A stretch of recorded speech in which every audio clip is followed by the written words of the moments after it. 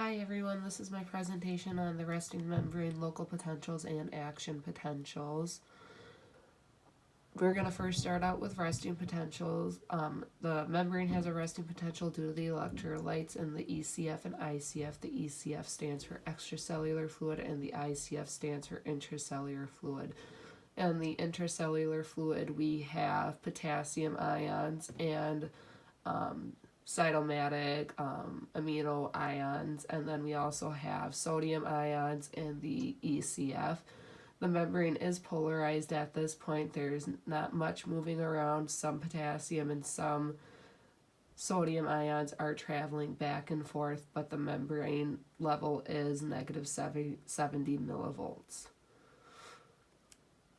We're going to start out with a local potential. This normally happens at the axon hillock. The stimulation of the neuron causes a local disturbance in the membrane.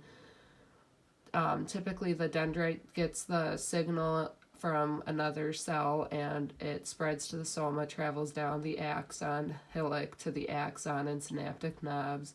It shifts to a slightly less negative value of at least 15 millivolts, so it goes from like negative 70 to like negative 55 or something like that. It is considered to be depolarized at this point for the membrane. As you can see in the picture, you have the Na gates open and the Na from the ECF is moving rapidly into the ICF. Local potentials are graded, meaning that they vary in magnitude according to the strength of the stimulus. They're decremental, meaning that they get weaker as they spread from the point of stimulation. There are reversible, meaning that if the stimulation ceases, the cell quickly returns to the membrane voltage to the resting potential. They can either be excitatory or inhibitory. So that just means they can either excite the neuron or they can cause it to not be excited. Action potentials are the last thing we're going to talk about today. They're more dramatic. They produce a more dramatic change by voltage gate channels opening and closing rapidly. We have the potential must cause a threshold of at least negative 55 to have anything happen. The gates quickly open, or the Na gates quickly open while the potassium gates stay closed or open slowly. The potential passes to 0 millivolts and the Na gates channels begin to close. The peak voltage is negative 35 or positive 35 millivolts.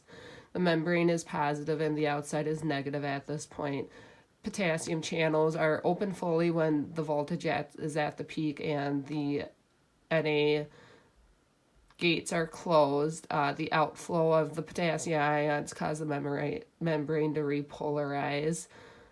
The potassium gates are open longer, so more cells leave, or more leaves the cells than the amount of the Na enters. It causes hyperpolarization. After the action potential, we have potassium and sodium ions have now switched places in the membrane. So the potassium ions are now on the outside and the sodium ions are now on the inside. Action potentials follow the all or none law, meaning that if the stimulus depolarizes the neuron threshold, the neuron fires its to the maximum voltage. It doesn't just do it short, doesn't do it to 0 or something. It goes all the way up to positive 35. They're non-decremental, meaning that the last action potential at the end of the nerve fibers is as strong as the first one that triggers, and they are irreversible, so they can't be stopped once an action potential begins. That's all I got, guys. Thanks for watching.